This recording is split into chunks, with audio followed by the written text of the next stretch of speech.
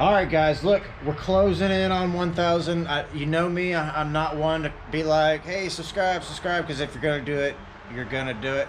But yeah, we're just so close, I can taste it. So yeah, just these next few videos, you might see me sit there and say, hey, hit that subscribe button. And I would greatly appreciate it. So if y'all could do that for me, hey, fantastic. Hey, if not, I'm just glad you're on this video, and let's get to this video. Sorry for all the wind. I am actually driving the S10 up from Norwood. It's a bit of a drive. It's the furthest the S10 has ever gone. And yes, I mean, she seems to be doing fine so far, but I just started though. And yeah, it's a bit of a drive, like I said, so we're gonna hope that it makes it. But we'll see what happens, you know. So gonna keep on trucking. A lot of corn, a lot of stuff going on, but yeah, we'll be there very shortly. All right, so we're still cruising. Like I said, it's a long drive. It's like an hour and a half, 2 hour drive or something like that, so I still got a ways to go. But man, when I first started, my air fuel ratio was crazy. But I forgot that I had reset the adaptations and everything like that, so it's still relearning the fuel and everything. But she's getting, she's still up in the 15s. She's getting back down to the 14s like she needs to be. Just learning how she needs to drive. She's needed this for so long, and man, she's doing so good. I'm surprised at how well she's doing. Temps are looking good. I mean, I am not worried one bit about this girl. So, I mean, I'm cruising at like 65 in a 65. So it's not like I'm getting crazy with it or anything. But yeah, I'm pretty confident we're gonna be just fine. So I'm gonna keep on driving. Hey, we made it to the shop. She did good. I mean, I think the transmission got a little warm. No drips, it doesn't appear. Yeah, I think the transmission got a little warm. I could feel it kind of slipping a little bit. It doesn't have the cooler hooked up right now. Probably, I'm not sure. I'll probably let it sit here for a little bit and then drive it home. That way the transmission has a chance to cool down. Because I was doing 70, 75. And yeah, it probably heated it up just enough. So yeah, we're gonna go. I'm gonna go ahead and unload all this garbage, and then I'll probably sit for a little bit and then head on back to the house. All right, so I made it back to the house, but I can hear the fans going. Yeah, it means it's over 200 degrees at this point, and so it's gonna run for another 60 seconds to try to knock off that extra heat. So hopefully everything's fine. She didn't act dumb or anything like that, so I'm pretty sure she's fine. Yep, there goes the fans. They just cut off. Yeah, so that's gonna be it, guys. Hey, success, man. Look at that. Got the S10 up here. She looks good in this parking lot, in this driveway too. So yeah. All right, guys. Later. What's going on, everybody? So, as you can see, S10 is right there, right next to my beautiful BMW, and expect to start seeing some more videos coming out on the S10. She's still doing fantastic. If anybody was wondering about the JB Weld on the side, still holding up great. We do need to make sure that we put in some coolant in there. Still running on water, even after all that. And this happened on the drive over here. I don't know if you can see it, but it got on the exhaust and melted. So either gonna have to buy a new harness or something. But that's just for the air fuel meter, so she still drove over here just fine. So back to the S10, or back to the S10, back to the BMW. Today, partly today and some of tomorrow, I'm going to be installing some parts. If you recall back in one of my previous videos, I think it was the first video of the oil cooling. I actually was noticing that one of my pulleys was moving, and I was sitting there able to move it, so I had to wait on this stuff for a while. But here, let me open this up real quick. All right, let's see what's in here.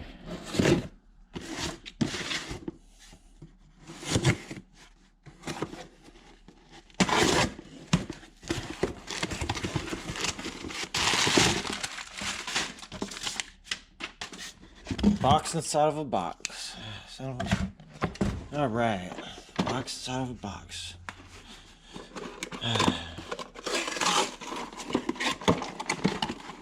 Yeah, there we go. This is what we needed.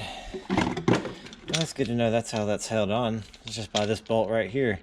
So what I need to do is put this on my car because one of these was moving. Not sure which one it was. I wonder. I can't take that off. Can I take this out? Nope, that doesn't go anywhere. Okay, so it's all together. That's fine. I'm not too worried about that. But I'm gonna stick this back in this box, and I'm gonna go ahead and get the other one off now. But before I do that though, I have to get off all this stuff that I just put on. Luckily, I didn't prime it yet because I knew I was going to have to, when I realized that I couldn't get in there to do the work, I knew I was going to have to pull this off. So I was like, you know what, I'm just going to wait. So like I said, I'm going to go ahead and drop this off and move everything out the way so I can physically get up in there. As you can see, it's pretty tight. But I think I can get in there once I move everything out of the way. I don't think it's going to be too bad. So okay, so I got all that stuff out the way, but I mean, honestly, there's still not a whole lot of space, but I mean, it's going to be enough for what we got to do. It looks like I'm going to have to remove a cap. I believe there's a cap on that one right there that conceals the bolt. But before let me go ahead and see let me see about that. So yeah, it didn't take much to take that off. It was just literally just, you know, little lip on there. Ain't nothing to it, but it allows us to see the spot that we're actually going to be doing there. So what size bolt is that? Now, instead of trying to figure it out on that one, let's see. Take my set over here to this one. This should be OEM, so looks like it. Okay, looks like a. Oh, that's a weird one. T47. Let's pull that off and see if that's. I mean, I don't think I've ever used it. T47. All right. Well, let me get my 1/2-inch drive out and hope that fits up in there. I know. I believe I do have some shorter 3/8 drive ones somewhere. Okay. So you know those moments whenever you do something but you forgot to hit the record button. Well, so basically I reinstalled that down in there. I'm not even sure at this present moment, whether or not I recorded me taking off the other one. Yeah, I hope I did. But let's go ahead and roll with whether or not I did or not. Doesn't matter. I got that in and I'm gonna go ahead and torque it down, or not really torque it down, but bolt it down, and then reattach the belt after I clean off some of those pulleys with something. Not sure yet. Gotta get all those cleaned off, and then I gotta put all this stuff back on, and then I'm gonna go ahead and prime her back up. She needs to get some oil in her. So yeah, and then I may even have to still get another thing of oil because I think I got like 7 quarts in there right now, but I'm not really sure how much is gonna go into these oil coolers. All right, so let me show you a little something. Got that belt put on there. So make sure you come up between the big pulley on the bottom and that other big pulley. Come up in between there to get to that pulley, because I thought it was supposed to go across the bottom. Based on what I was looking at, it looked like that, but nope, I was wrong. And then obviously run it up and all that.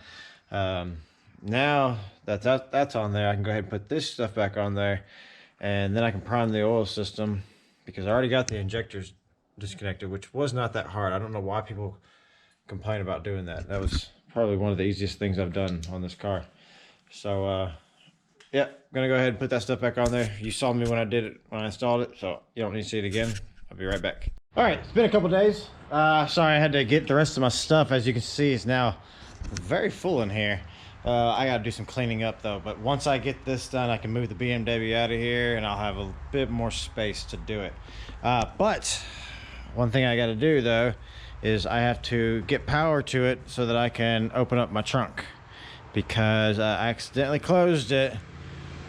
Yeah, if you own one of these, you know that, yeah, that's dumb.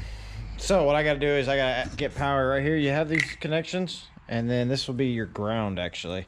So what I'm going to do is I'm going to attach to ground and attach to power. I have a jump box somewhere in this area. So I'm going to try to find it and hook it up. Oh wait, there it is. Now I don't know if this thing has power or not. This is Michael's. So it could have power. I guess we're about to find out. Said connect it to the ground, connect it to the positive, because as you know, all these vehicles, the battery is in the back. So as I said, I have it connected, and now I can open it. So that's all that I was doing at that moment. This is just so that I can hook up my battery and actually turn this thing over and kind of get an idea of what's going on. So let me turn this off. So what I'm planning on doing here right now is I'm going to go ahead and prime my oil system. Now I've disconnected all of my injectors. It was not that hard. They were not brittle. Only reason why I'm doing this is not to prime this or because I replaced this. It's to prime all of my oil coolers, because there's a lot of space up in there that, you know, that's a lot of time without any oil, and I'd rather have very, you know, at the minimum amount of time without oil. So that's what I'm gonna do. I'm gonna turn it over and over and over and over and over until I feel like it's done what I needed to do. And B's gonna hop in there while I do it. So yeah, let's see here. Like I said, it's not gonna start, so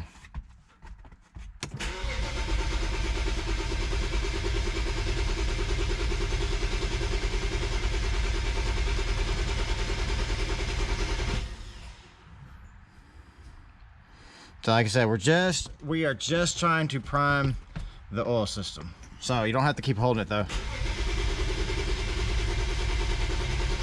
Yes, I know, it's sitting there. As soon as you let off the brake, it stops.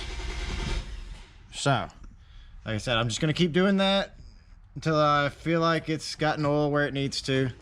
And then I'll probably go buy another quart of oil, but I'm not 100% sure that I need that extra bit, so I'm gonna hold off until I can actually check the level of it, but I have to have it running.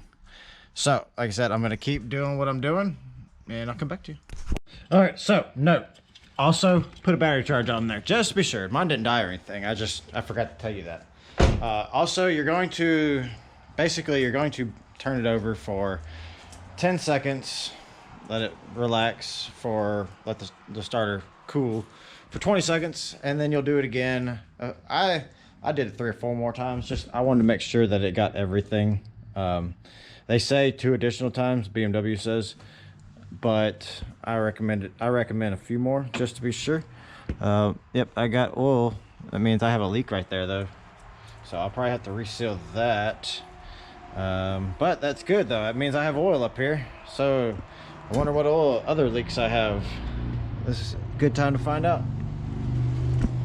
All right, so all that looks good. I just see the leak right there. There's no leaks on the filter housing any. That's good. And I don't see any leaks at the original, the OEM one, so that's good. And I don't see any drips coming down that way. Let's see. Yep, there's nothing dripping out from right there. That's good. And let's double check right here. I don't see it. It's up in there. Just believe me, it's in there. But I don't see no leaks coming off of video. There he goes. There it is. See? There she bees. So, yeah, I still got to clean up some. You see I still got oil all right there from when I did it, and some sitting up in there. But I got to pull that off and go ahead and put back in the thermostat, because I actually took it out to kind of make sure that the oil would flow through here. And now I got to put it back. It's over here. Yeah, it's right here. It's up in this mess, but I got to take that side off first, which also means I got to take this bolt off to get this off, and then I can put it back. Yeah, so let me take care of that. As you can see, I have oil there, which is a good sign. That's very likely that I have oil throughout the system. I'm gonna go with that and say that that's the case and hope for the best. Honestly, it's really all that I can do at this point.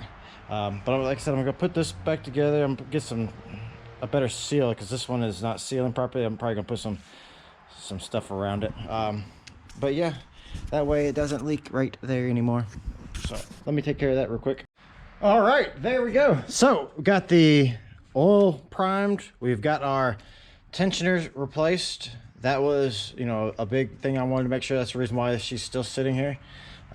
So the only oil leak that I had was right here at this thermostat gasket, which was bad. It's damn near flat.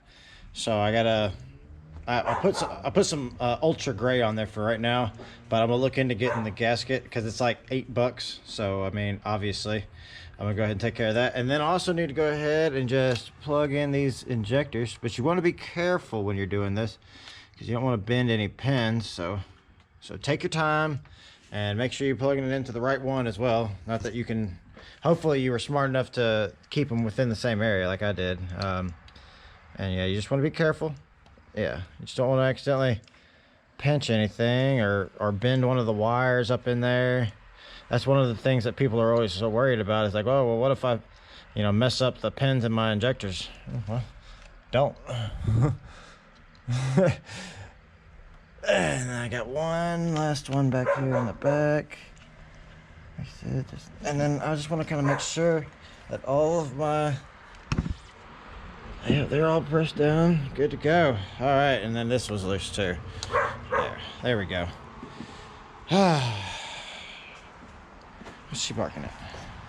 What you barking at? You the other doggies? Relax. They love this backyard. Holy crap, they love the crap out of it. I love the backyard because I can wake up in the morning and send them out in there and let them do their thing, and yeah, I can go get dressed. All right, so what's left to do? Nothing really. I gotta let this sit because I did, like I said, I did put some ultra gray on here. I gotta let it sit for probably an hour or so before I go ahead and tighten it all the way down, and then I gotta let it sit until tomorrow before I can actually, you know, run it. But that's gonna be at the end of the video because there's no reason for me to have y'all wait for that. But tomorrow or sometime this week, depending on how work goes, we'll take it out and see how this thing works, see how everything's working, how the coolers are doing. I just cannot get my words out today. Holy crap. Yeah, check out the oil coolers. This, you know, it's probably gonna, like, once this activates, it's gonna cool like crazy. So one of my thoughts is that if that happens, I'm gonna go ahead and throw in like maybe like a thermostat like right here or somewhere in line for that. So, and I'll have it set to a different temperature so that when I'm at the track, it'll utilize all of them. But when I'm just driving around, it won't heat up enough, but just to use the OEM one. At least that's the plan. So, and the one other thing I wanted to make sure, yeah, I just want to make sure there was nothing sticking up into the radiator fan, yeah, cooling fans. So I don't see nothing. That's gonna be it, guys. And so I thank you guys for watching, and let me tell you, we are closing in on 1,000, and more than likely only a couple of y'all are actually watching this, and I appreciate you couple. Thank you so much. And yeah, later.